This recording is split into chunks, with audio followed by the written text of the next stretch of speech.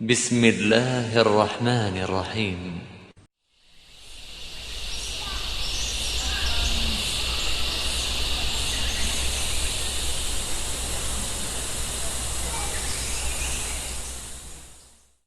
Bismillahirrahmanirrahim. Assalamualaikum warahmatullahi wabarakatuh. Berjumpa kembali dengan Umu dalam pembelajaran biologi. Jangan lupa berdoa terlebih dahulu dan siapkan buku untuk mencatat. Hari ini, insya Allah kita akan mempelajari materi jaringan pada tumbuhan bagian 1. Apa itu jaringan? Jaringan merupakan sekumpulan sel-sel yang memiliki bentuk dan fungsi yang sama.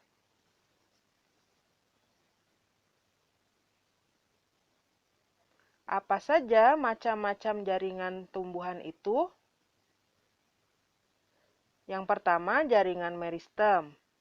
Kemudian, jaringan dewasa yang terdiri dari epidermis, parenkim, penyokong, pengangkut, dan jaringan gabus.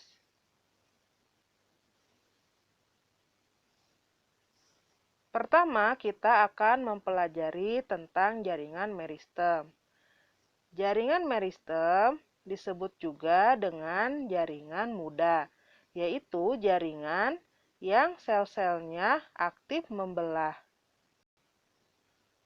Ciri-cirinya adalah memiliki ukuran sel yang kecil, dinding selnya tipis, nukleusnya besar, vakuolanya kecil, kaya akan sitoplasma, dan berbentuk kuboid atau prismatik.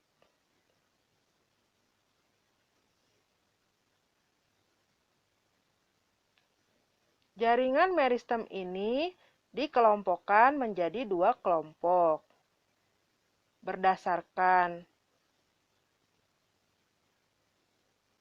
pembentukannya dan berdasarkan letaknya.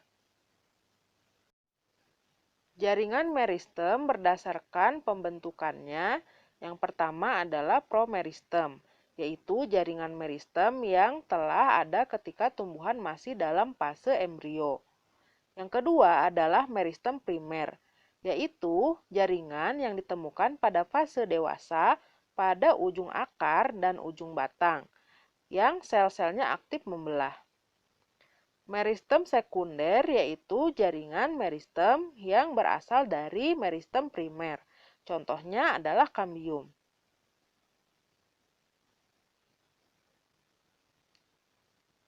Ini merupakan contoh gambar dari promeristem. Terletak di ujung pucuk daun. Promeristem selalu dilindungi oleh protoderma.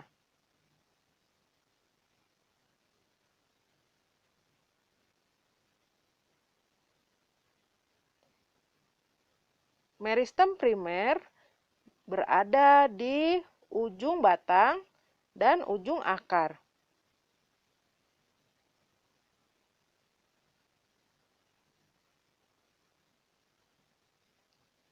Ini adalah meristem sekunder yang akan membentuk xilem dan floem.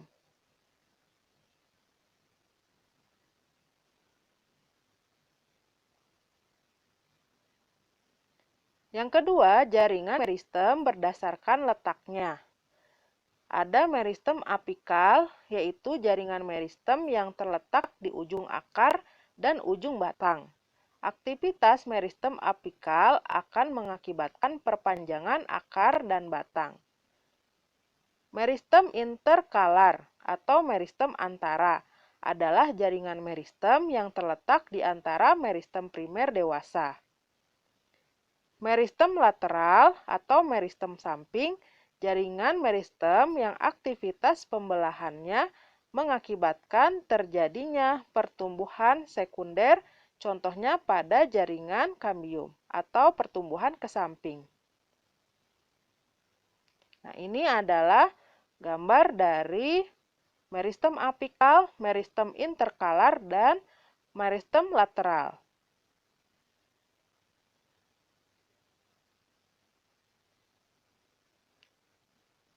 Selain jaringan meristem, terdapat juga jaringan dewasa.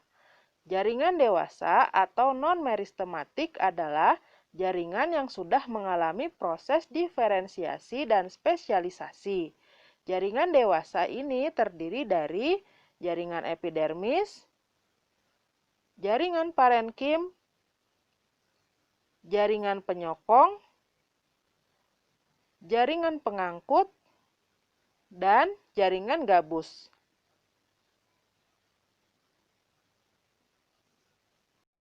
Jaringan dewasa yang pertama yang akan kita bahas adalah epidermis.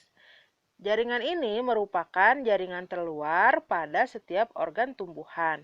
Ciri-cirinya, satu lapis sel hidup, bentuk sel persegi panjang, tersusun rapat tanpa rongga antar sel. Dinding sel bagian luar mengalami penebalan. Umumnya berfungsi untuk perlindungan. Ini gambar dari sel-sel epidermis.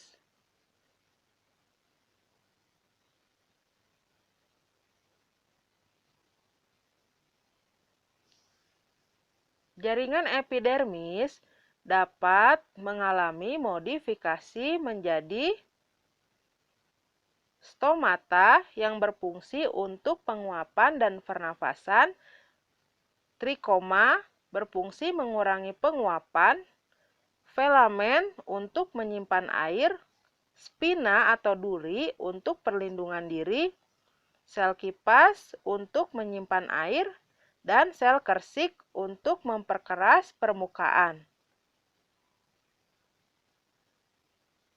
Ini gambar dari stomata pada belakang daun.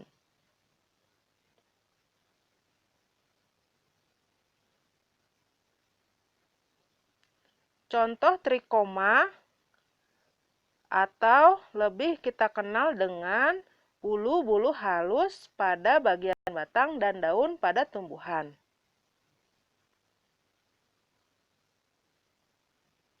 Filamen terdapat pada tumbuhan anggrek.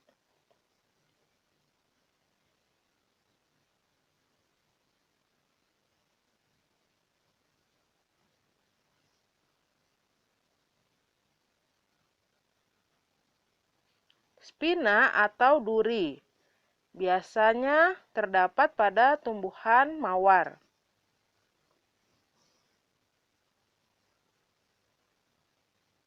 Sel kipas atau bulliform pada jagung.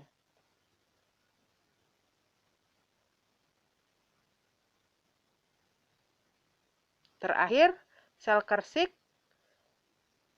contohnya pada tumbuhan tebu.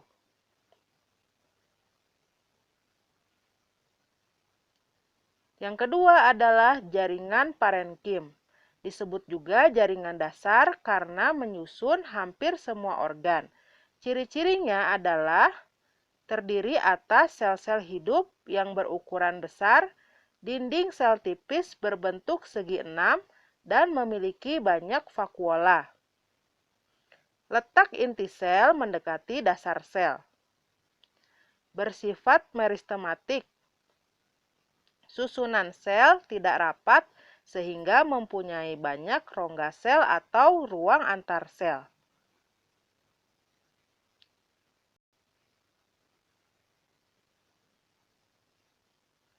Contoh jaringan parenkim, misalnya jaringan parenkim asimilasi berfungsi untuk fotosintesis letaknya di daun. Penimbun sebagai cadangan makanan letaknya pada umbi, rimpang, dan biji. Air untuk menyimpan air, contohnya pada daun, contohnya pada kaktus. Mengangkut unsur hara dan bahan makanan, contohnya pada phloem dan xilem. Aerenkim menyimpan udara pada batang tumbuhan air. Penutup luka memiliki kemampuan regenerasi, contohnya pada kambium gabus atau kolagen. Ya, ini parenkim asimilasi pada Oryza sativa atau padi dan aerenkim pada Xanthredesia.